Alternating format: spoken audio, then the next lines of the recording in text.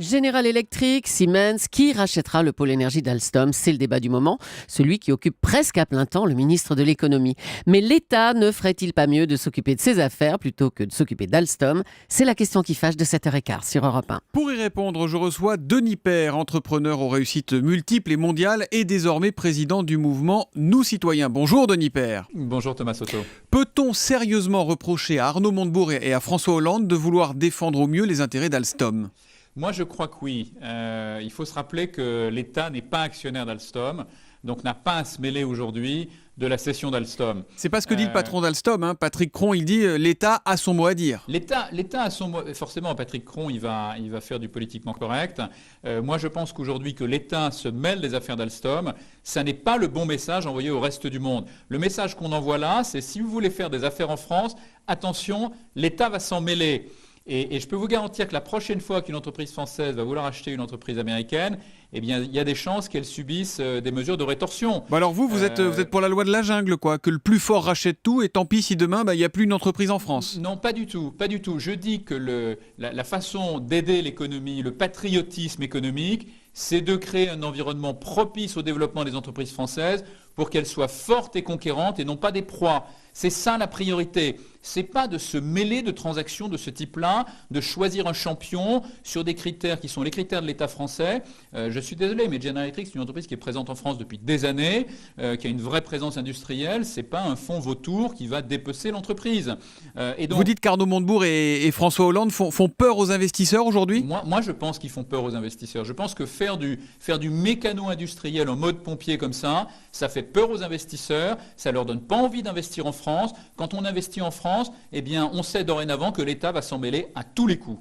Et donc ça, c'est pas un bon message. Cela dit, Denis Père, on dit souvent que nous, les Européens, on est les dindons de la farce, on ne sait pas se protéger, on se fait toujours avoir par les Chinois, par les Américains.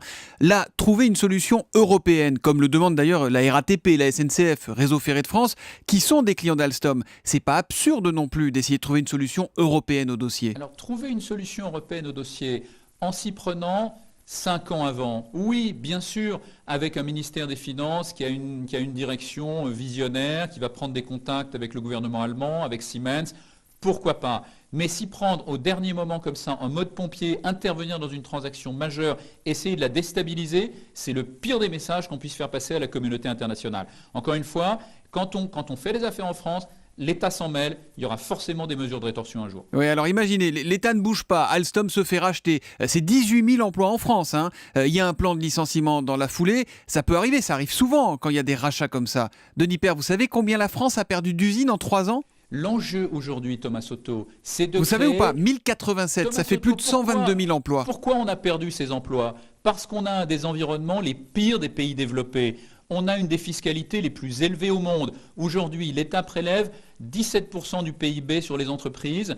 Le reste, la moyenne européenne, c'est 12%. Donc c'est très supérieur. Les entreprises françaises sont les moins rentables d'Europe. La bureaucratie française est une des pires au monde. Elle a été évaluée récemment par le World Economic Forum sur 149 pays. On est un des 15 pays les pires au monde. On est classé entre l'Angola et la Birmanie. On fait juste un peu mieux que la Birmanie en termes de poids de la bureaucratie. Donc le vrai sujet, il est là. C'est ça dont Arnaud Montebourg doit s'occuper. Il a beaucoup d'énergie et c'est formidable. Simplement, il ne connaît pas l'entreprise. Comme tous nos dirigeants politiques, ils découvrent l'entreprise. Je pense qu'Arnaud Montebourg, il était beaucoup mieux au ministère de la Justice. Je pense qu'il aurait fait un formidable ministre de la Justice. Je ne suis pas du tout sûr qu'il ait les compétences pour être à la tête d'un ministère qui s'occupe des entreprises. Il ne connaît pas les entreprises, comme tous nos dirigeants politiques, de gauche comme de droite. Et c'est pour ça aujourd'hui qu'on a des taux de chômage extrêmement élevés et qu'on a un pays effectivement qui est confronté à des situations comme celle-là où nos entreprises sont des proies et ne sont pas des prédateurs. Bon, vous nous faites en plus le remaniement ce matin, Denis Père.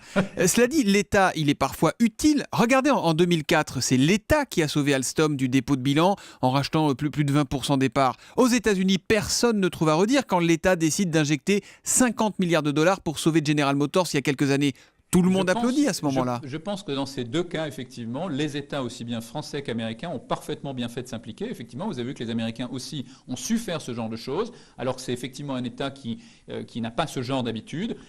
Donc je pense que c'était très bien que l'État français et que l'État américain, dans ces deux cas, effectivement, sachent intervenir. Mais Donc en l'État l'occurrence- sert juste à donner de l'argent, quoi. C'est ça, Non, c'est juste non, pour non, la il n'a monnaie. pas servi à donner de l'argent. En l'occurrence, il a servi à ce que ces entreprises puissent repartir sur des bases saines et puissent se redresser. Et dans les deux cas, ça a très bien fonctionné. Par contre, que l'État interfère dans des transactions majeures comme celle-là, il y aura forcément des répercussions, il y aura forcément des mesures de rétorsion.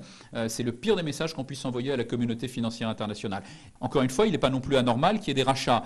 Simplement, pour une société comme Alstom, qui est un ancien fleuron de l'industrie française, on aurait préféré les voir comme prédateurs plutôt que comme proies. Et ça, c'est dû à 30 ans de dérive de la dépense publique qui fait qu'aujourd'hui l'État est obligé de prélever des quantités considérables d'impôts et de charges sur l'ensemble de la société et sur les entreprises en particulier, et que nos entreprises sont les moins rentables d'Europe et subissent la bureaucratie la plus lourde. Bon, que l'État s'occupe de l'État et les entreprises des entreprises, et les vaches seront bien gardées, nous dit Denis Père ce matin. Merci en tout cas d'avoir été avec nous sur Europe 1. Je rappelle que vous êtes entrepreneur et président du mouvement Nous Citoyens. Merci et bonne journée Denis Père. Merci Thomas. Europe 1, il est 7h23. Voilà, et puis encore une petite information qui tombe à l'instant sur Alstom, en pleine incertitude sur son avenir. Bénéfice annuel en chute de 28%. Alstom qui ne versera pas de dividendes cette année. C'est une annonce qui est faite à l'instant. Il faut repartir sur le terrain, il faut se montrer, il ne faut plus négliger les élus de la...